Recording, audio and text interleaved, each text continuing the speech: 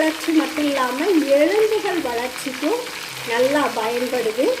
சின்ன பிள்ளைங்க வந்து பொரிகடலையை தனியாக சாப்பிட்றதுக்கு விரும்பலை அப்படின்னா, நல்லா கடைகளில் வந்து பொரிகடலை உருண்டை அப்படின்ட்டு இருக்கும்.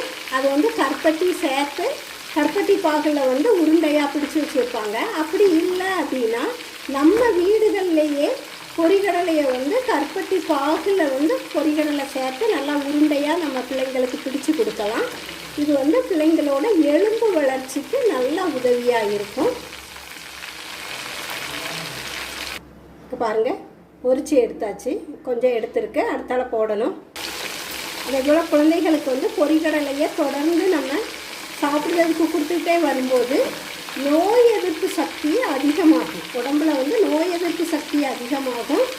தொற்று நோய் கிருமிகளை அழிக்கக்கூடிய சக்தியும் அந்த பொரிகடலை